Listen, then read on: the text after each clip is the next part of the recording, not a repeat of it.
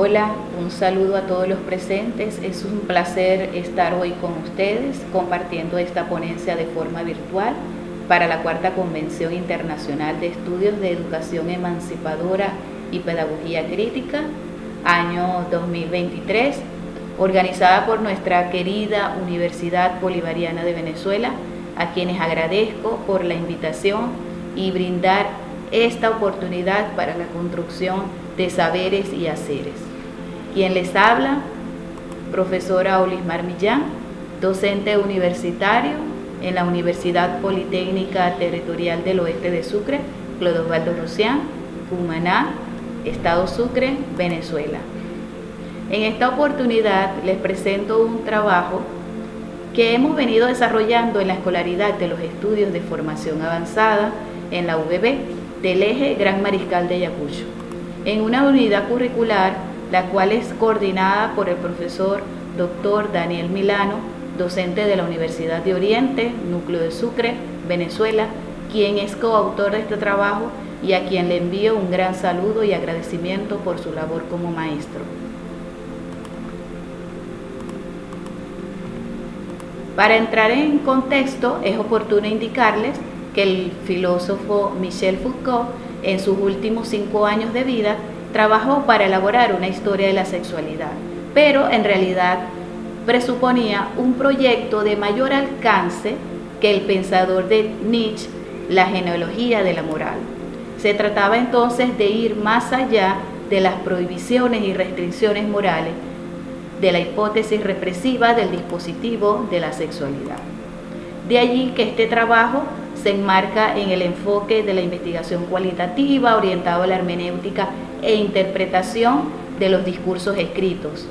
Se trata de una aproximación a las etapas del pensamiento de Foucault en sus últimos años y que de forma precisa en el resultado de sus investigaciones para generar una ontología histórica crítica de nosotros mismos, particularmente en relación a la ética y a la constitución de sujetos éticos o agentes morales, que quedaron plasmados en sus obras como La historia de la sexualidad, sus tomos 1, 2 y 3, y posteriormente La hermenéutica del sujeto y las tecnologías del yo. Desde esta mirada entonces se aspira a poner en relieve cómo a través de ciertas prácticas, rutinas, ejercicios y técnicas espirituales definidas por este conocido filósofo como tecnologías del yo o prácticas de sí, inciden decisivamente en la constitución del sujeto moral. Pero esto requiere conocer ciertas experiencias en el mundo histórico de la antigüedad y de los discursos científicos, lo que denomina Foucault las ciencias sexuales, con el fin de que la persona se identifique como un ser que pueda hacerse a sí mismo, conocerse a sí mismo y de esta forma constituya su subjetividad. Para Foucault, el sujeto es histórico, es producido por las fuerzas, instituciones, reglamentos y prácticas discursivas y extradiscursivas. En consecuencia, el sujeto es una producción social del lenguaje. La sociedad, el poder, en fin, no es sujeto, sino está sujeto. Por lo tanto, Foucault indica que es objeto de normalización a través de un control institucional y extrainstitucional constante. De allí las siguientes interrogantes. ¿Podemos constituir o construir las objetividades? ¿Podemos constituirnos como agentes morales? ¿Qué significa la autonomía y el empoderamiento en el contexto descrito? ¿Existen condiciones de posibilidad de formación de sujetos de saber, sujetos de poder y sujetos éticos en el contexto de la sociedad contemporánea? Inicio el siguiente trabajo con la siguiente interrogante. ¿Qué es lo que Michel Foucault nos está presentando con este proyecto de la historia de la sexualidad? ¿Qué es la sexualidad de la cual Foucault quiere trazar una historia? ¿Es lo mismo sexualidad que sexo? Y es lo que precisamente este autor quiere negar e indica que esta historia debe realizarse a partir de los discursos. Considera que el sexo ha existido toda la vida, en tanto la sexualidad data de la modernidad. Para este autor, la sexualidad es un dispositivo de poder saber sobre el cuerpo. Consiste en un conjunto de discursos y prácticas en cuyo seno cobra sentido el cuerpo y los placeres, el deseo y los actos.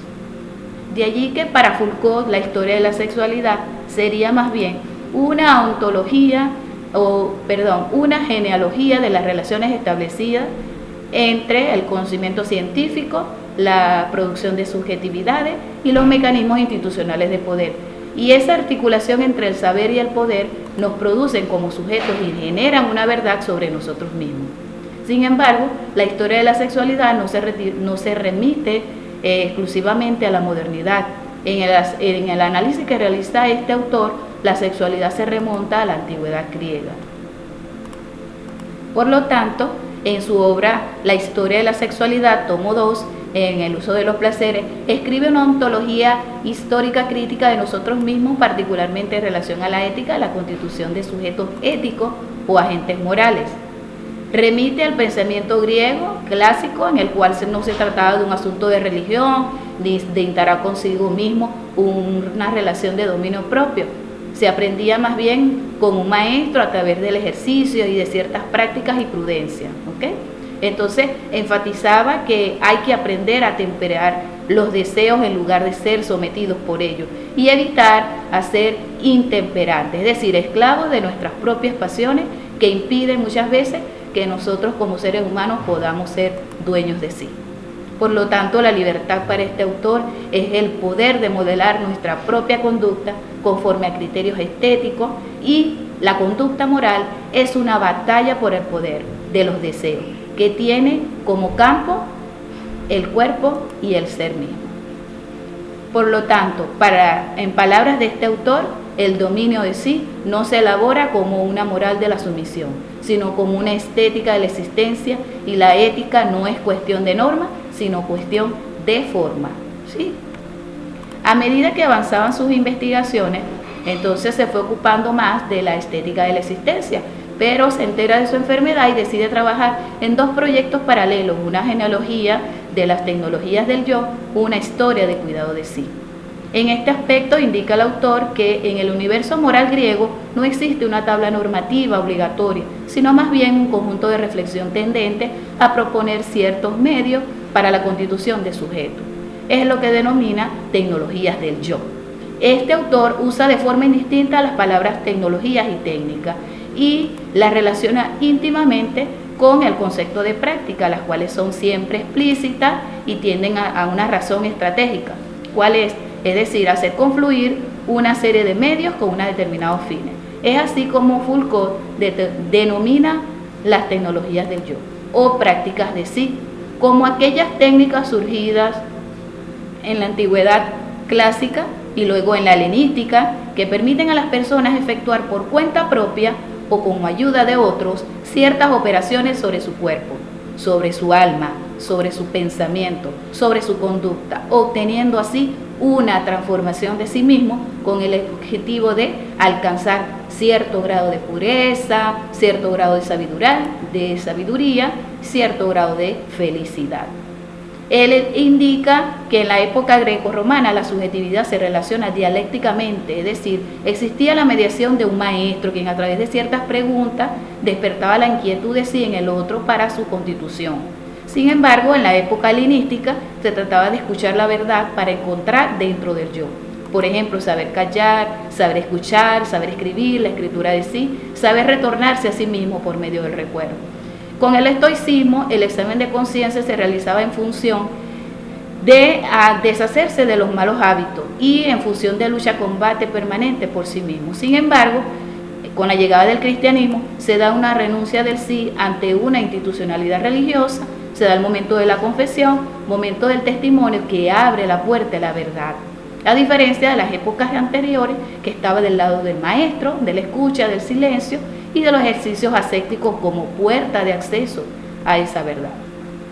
Entonces, Foucault, cuando se refiere al conocimiento de sí, considera que es llegar a comprender quiénes somos, qué hacemos, qué deseamos, qué pensamos. Es decir, somos capaces de tener un pensamiento crítico sobre nosotros mismos, pero que eso muchas veces se queda limitado, porque lo que tenemos que hacer es la preocupación de sí y de los otros en el mejor sentido del cuidado.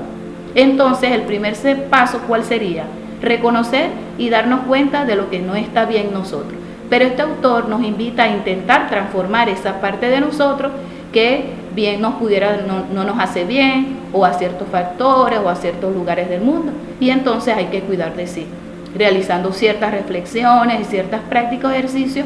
En este sentido nos convertimos en un ser de poder, porque nos gobernamos a nosotros mismos y somos capaces de autocontrolar nuestros deseos, que mayoritariamente vienen de afuera, realizando por un esfuerzo entonces por modificarlos y hacer lograr cierto grado de bienestar. Entonces, en esa medida, nosotros podemos llegar a gobernar, a ser gobernantes de otros. Y no significa que tenemos poder sobre otros, sino que ejerciendo poder sobre sí mismo, el autocontrol y esa transformación, nos convertimos en apoyo y en ejemplo para otros, porque se ha podido trabajar esas dificultades y se ha podido dar o se puede dar los mejores consejos porque se vivieron, se padecieron y se trabajaron para vencerlo. Tal es el itinerario para recordar a Píndaro, el gran poeta latino, llegar a ser quien eres. Por lo tanto, para finalizar, por ahora, nuestra lucha debe ser interna, de autocontrol, pues el interés principal en la vida y el trabajo es convertirse en alguien más que no eras al principio, en el cual se requiere seguir conquistando y ganando nuestra propia existencia. Es preciso entonces ejercer con voluntad propia nuestra propia constitución como sujetos de conducta moral, de la cual Foucault pudo plantear una historia de la ética entendida como una historia de las formas de la subjetivación moral y de las prácticas de sí que están destinadas a asegurarlas. Muchas gracias, saludos cordiales.